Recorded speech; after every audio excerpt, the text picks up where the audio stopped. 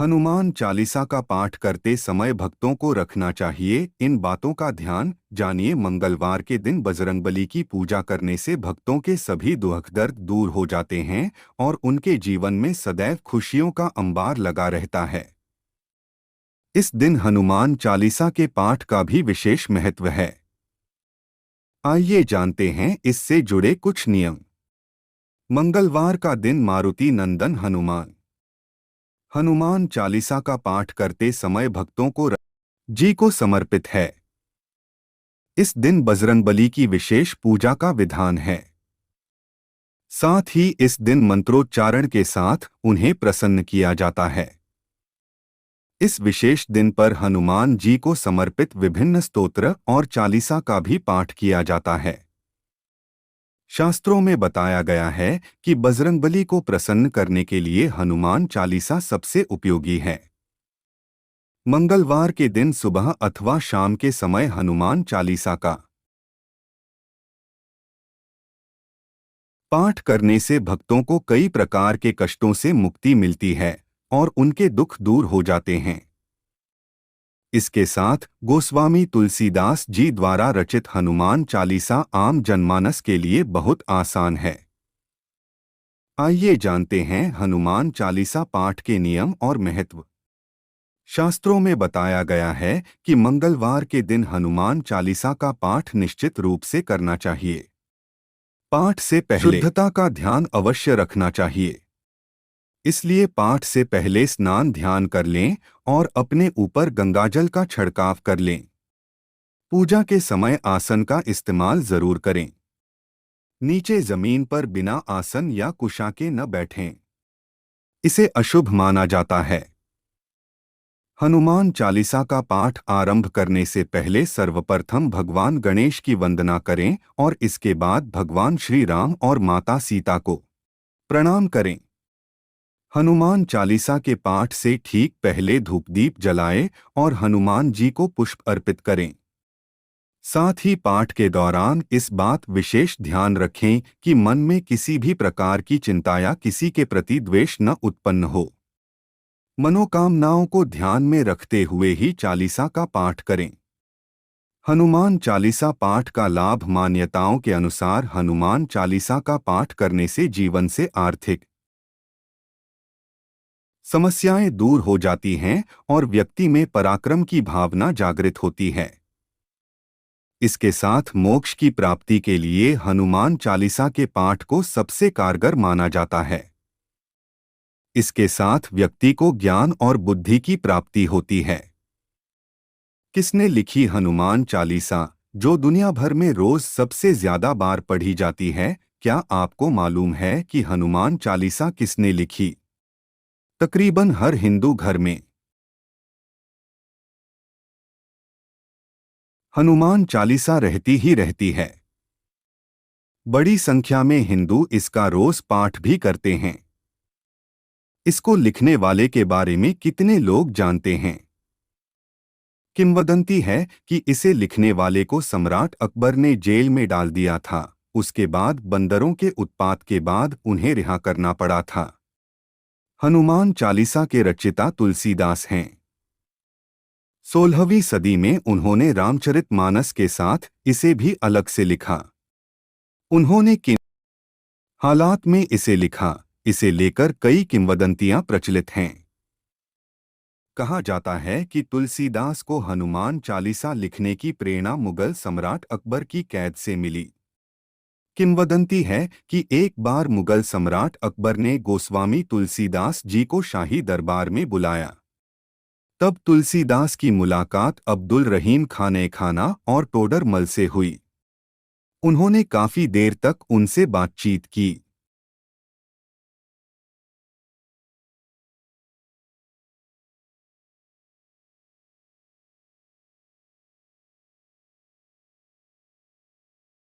वह अकबर की तारीफ में कुछ ग्रंथ लिखवाना चाहते थे। तुलसीदास जी ने मना कर दिया।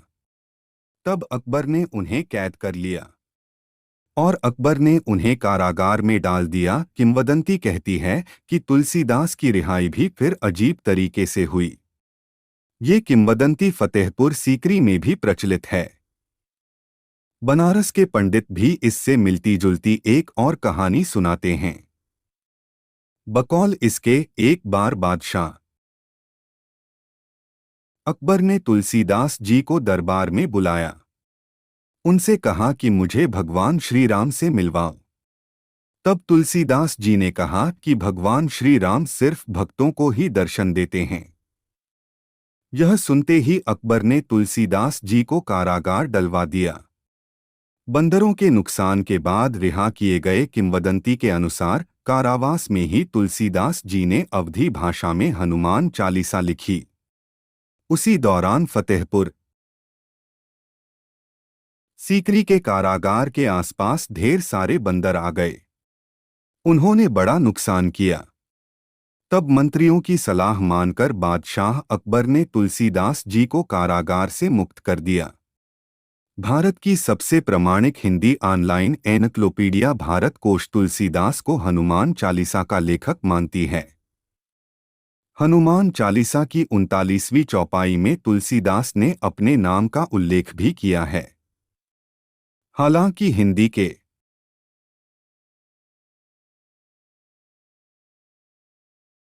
कुछ अन्य विद्वानों का कहना है कि हनुमान चालीसा किसी और तुलसीदास की कृति है। दुनिया भर में सबसे ज्यादा बार पढ़ी जा चुकी है। हनुमान चालीसा को दुनिया में सबसे ज्यादा बार पढ़ी जाने वाली पुस्तिका माना जाता है। इसमें हनुमान के गुणों एवं कामों का अवधि में बखान है।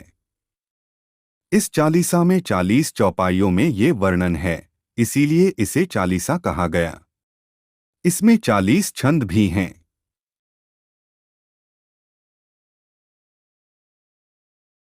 कहा जाता है कि जब पहली बार तुलसीदास ने इसका वाचन किया तो हनुमान जी ने खुद इसे सुना। हनुमान चालीसा को सबसे पहले खुद भगवान हनुमान ने सुना।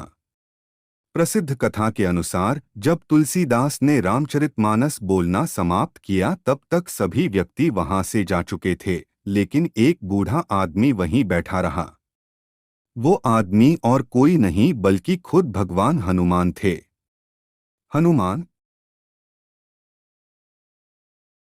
चालीसा के बारे में कुछ और बातें। हनुमान चालीसा की शुरुआत दो दोहे से होती, जिनका पहला शब्द है श्री गुरु। इसमें श्री का संदर्भ सीता माता है, जिन्हें हनुमान जी अपना गुरु मानते थे। हनुमान चालीसा के पहले 10 चौपाई उनके शक्ति और ज्ञान का बखान करते हैं। 11 से 20 तक के चौपाई में उनके भगवान राम के बारे में कहा गया, जिसमें 11 से 15 तक चौपाई भगवान राम के भाई लक्ष्मण पर आधारित है। आखिर की चौपाई में तुलसीदास ने हनुमान जी की कृपा के बारे में कहा है। अंग्रेजी के अलावा भारत की सभी भाषाओं में इसका अनुवाद हो चुका है। ये गीता प्रेस द्वारा सबसे ज्यादा छापी जाने वाली पुस्तिका है। इन चीजों का भोग लगाते ही प्रसन्न हो जाते हैं। राम भक्त हनुमान पूरी कर देते हैं हर मनोकामना। भगवान हनुमान को संकट मोचन कहा जाता है। इनकी कृपा से सभी तरह के संकट पल भर में दूर हो जाते हैं। राम भक्त हनुमान की पूजा करने के लिए मंगलवार का दिन सबसे उत्तम माना जाता है।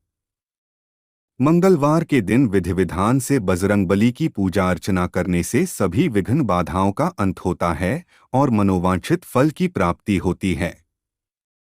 वहीं जिन लोगों की कुंडली में मंगल दोष है, उन्हें मंगलवार की पूजा से विशेष लाभ मिलता है।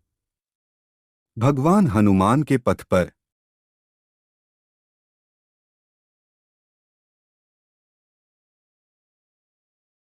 चलने वालों को कोई भी संकट नहीं मिलता है। नियमित रूप से भगवान हनुमान की पूजा आराधना का विशेष महत्व होता है।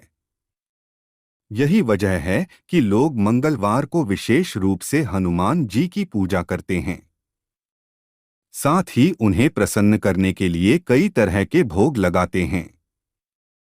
आइए जानते हैं कि हनुमान जी को किन चीजों का भोग अति प्रिय है। बूंदी। महाबली हनुमान को बूंदी बहुत प्रिय है। ऐसे में मंगलवार के दिन हनुमान जी को बूंदी का भोग लगाना चाहिए। इससे हनुमान जी प्रसन्न होते हैं और सभी मनोकामनाएं पूरी करते हैं।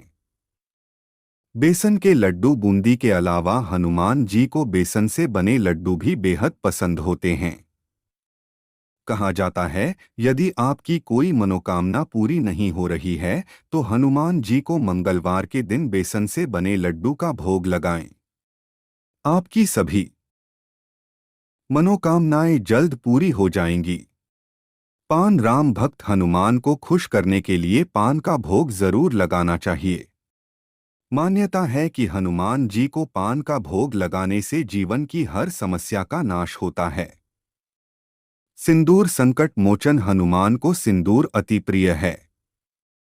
ऐसे में मंगलवार और शनिवार के दिन उन्हें सिंदूर जरूर अर्पित करना चाहिए। इस दिन सिंदूर में चमेली के तेल को मिलाएं और हनुमान जी को लगाएं।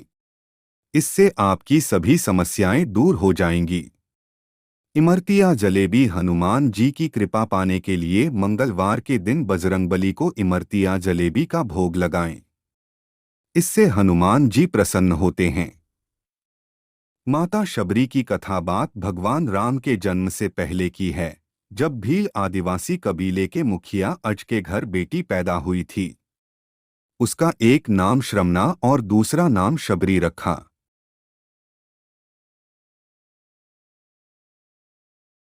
गया। शबरी की मां इंदुमती उसे खूब प्यार करती थी।